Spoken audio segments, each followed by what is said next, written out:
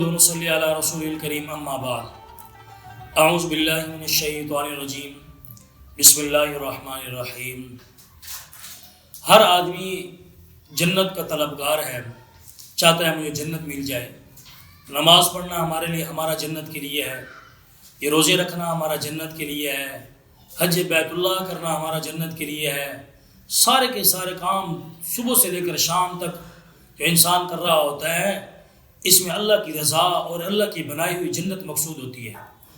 اب چند اعمال اللہ کے نبی صلی اللہ علیہ وسلم نے ایسے بتلائی ہیں، اگر وہ انسان کر لے تو اللہ کے نبی نے فرمایا کہ اللہ تعالیٰ کا اس سے جنت کا وعدہ ہے۔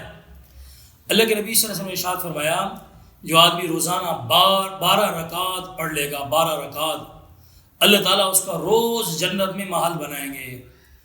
اللہ تعالیٰ نے آپ نے فرمایا جو آدمی 12 رکعت پڑھ لے گا، اللہ تعالیٰ اس کا جنت میں ہر روز محل بنائیں گے۔ وہ 12 رکعت کون سی ہیں؟ یہ ذرا ذہن نشین فرما لیں۔ ظہر سے پہلے والی جو 4 رکعت ہیں، اور ظہر کے بعد کی 4 رکعت، 2 رکعت، ظہر سے پہلے کی 4 رکعت اور ظہر کے بعد متصل 2 رکعت ہیں، 6 رکعت ہو گئی۔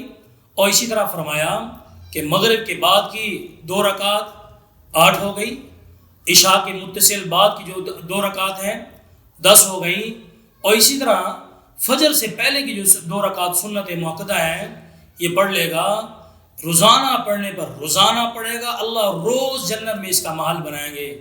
تو ہمیں چاہیے کہ روز جنت میں اپنا محل بنائیں۔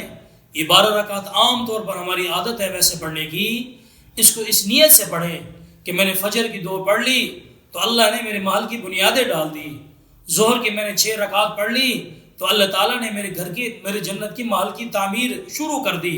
حتیٰ کہ جب رات کو سنت عشاء کی 2 رکعت پڑھ کر سوئیں تو ہمارے ذہن میں یہ بات ہونی چاہیے کہ اللہ کے نبی صلی اللہ علیہ وسلم کا فرمان سچا ہے، سچ ثابت ہو چکا ہے، میرا جنت میں محل بن چکا ہے۔